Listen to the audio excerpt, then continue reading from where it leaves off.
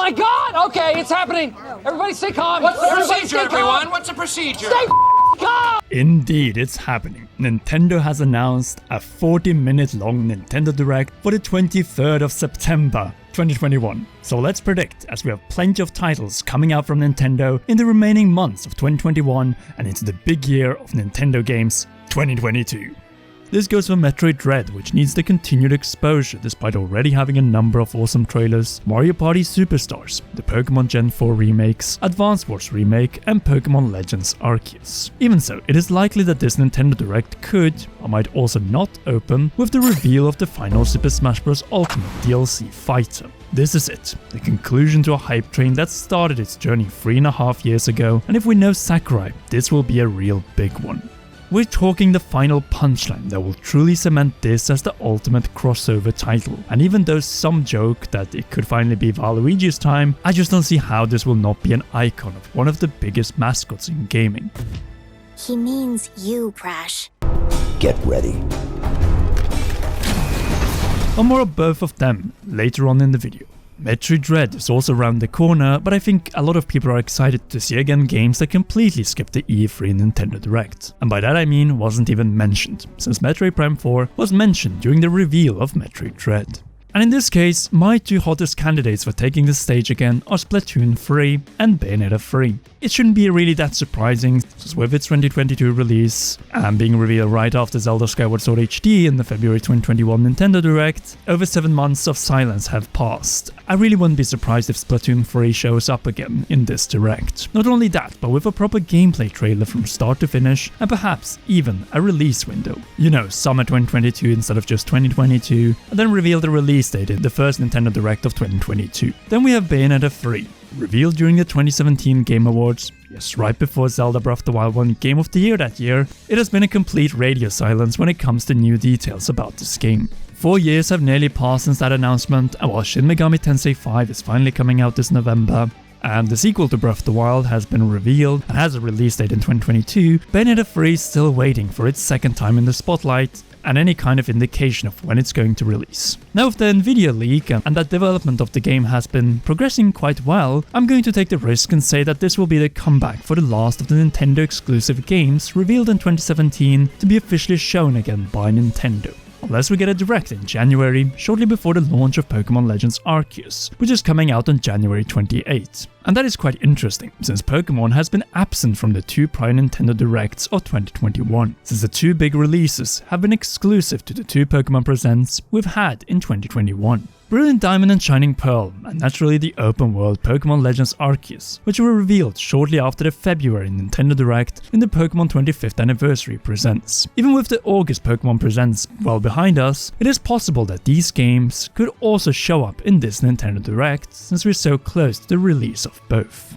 Another title that has been absent for a rather concerning while, and including the E3 2021 Nintendo Direct, is Animal Crossing New Horizons. A title that is likely to show up again as it continues to sell and compete against Mario Kart 8 Deluxe for the best-selling Switch title crown. Perhaps a bigger update, but equally Mario Kart 8 Deluxe definitely has no sequel in sight unless Nintendo decides to actually do it. Nah, we'll sooner get a 4K Nintendo Switch Pro than that on the Nintendo Switch anytime soon.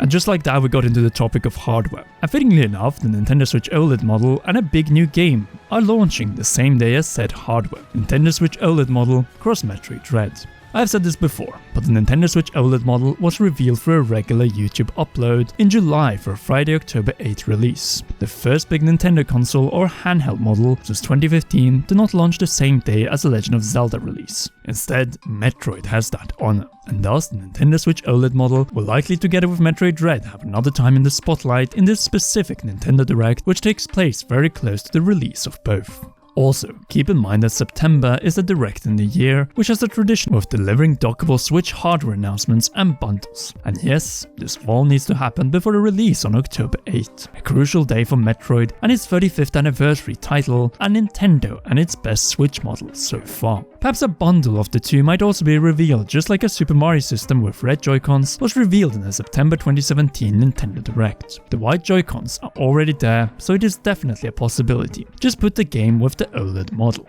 You know what else has been part of September or Fall Direct since 2018? Nintendo Switch Online, since it became a paid service. Obviously, the September 2018 Nintendo Direct brought us the NES Nintendo Switch Online, the September 2019 Nintendo Direct gave us SNES Nintendo Switch Online, and even the September 2020 Super Mario 35th Anniversary Direct gave us SNES Super Mario All-Stars and the timed Super Mario 35. So what can we expect after no new consoles were added in 2020?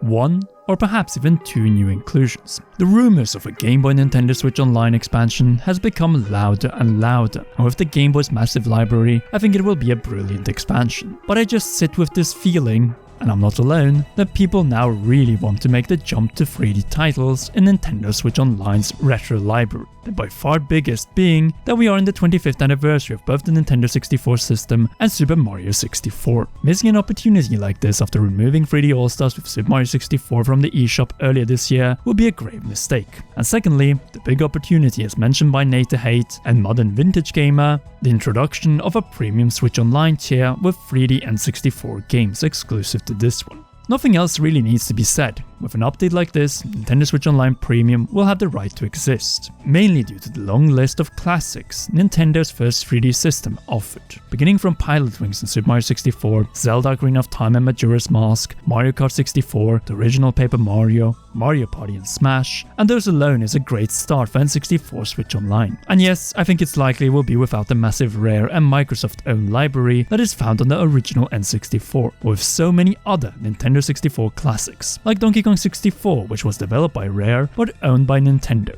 Star Fox 64, the original Pokemon Snap, Pokemon Stadium, the first Mario Tennis, and many others. We have covered Smash, we have covered the remaining 2021 titles, the Nintendo Switch OLED model, some 2022 titles including Pokemon and Splatoon 3, Nintendo Switch Online expansion, and a lot else. So let's clown a little and cover the possibility of Zelda Breath of the Wild 2 in this Nintendo Direct. I really see two options when it comes to this one. Either the game shows up again in this Direct, or Nintendo saves it for the far bigger in regards to viewership Game Awards in December.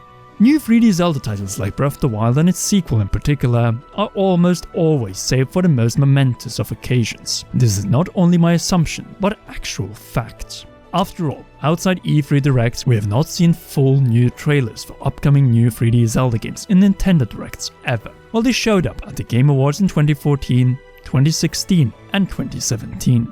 Though in a way, the same can be said about Super Smash Bros. Ultimate, which had two shocking reveals with Persona 5 Joker in 2018 and Final Fantasy VII Sephiroth in 2020. If the final Super Smash Bros. Ultimate DLC is revealed in this Nintendo Direct, then it is very likely that Nintendo is saving Zelda for the 2021 Game Awards. Smash is simply more likely for this Direct, as you know what is a routine in nearly all proper Nintendo Directs since March 2018? A reveal of a new Smash character. And for September 2021, that would be the final Super Smash Bros. Ultimate DLC pack reveal. Not only that, both prior Nintendo Directs in 2021 have opened with a Smash reveal. So let's go back to our two candidates, Crash Bandicoot and Master Chief. If it is Crash Bandicoot for the late 25th anniversary of the first Sony mascot, then it means that we will have all major platformer mascots through the ages, minus Rayman in Super Smash Bros. Ultimate. If it is Master Chief, it will be perfect for both Nintendo and Microsoft due to the 20th anniversary of both Master Chief and Xbox, and it will likely be before the release of Halo Infinite on Xbox and PC. Now, since we already have moved into the territory, let's go into how every September Nintendo Direct since 2017 needs a big game reveal.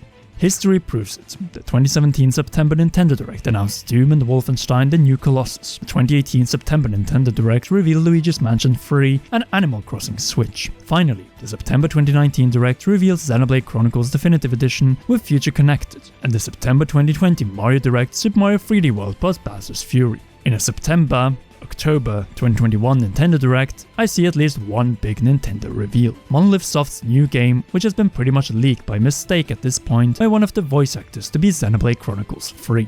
Well, that and the fact that Monolith Soft has remained awfully silent since the launch of Xenoblade Chronicles Definitive Edition. Rather foreshadowing if you ask me for a new Xenoblade, or at the very least a Xenoblade Chronicles X Remaster. As for other game reveals, I want to mention a possible new Kirby game reveal over 4 years after the previous game was revealed at E3 2017. Oh, and a third-party title that I have already mentioned in the past, but which I will highlight again, Rare Replay. the perfect fit for the Nintendo Switch. Microsoft might see the sales potential for a Rare Replay Switch port with Diddy Kong Racing included, all to celebrate the 25th anniversary of the Nintendo 64 and the 20th anniversary of the first Xbox, the two homes of Rareware and Rare on Nintendo and Microsoft systems. I'll just say this, N64 Nintendo Switch Online with no Banjo-Kazooie, Conker or Diddy Kong Racing, but Rare Replay in the eShop for barely $30, or actually lower than that, will make it very likely that we pick up this massive collection. Anyway, that is our in-depth Nintendo Direct prediction, excluding shovelware announcements. Do you agree with our suggested highlights, or are some of them too outlandish for just a full Direct?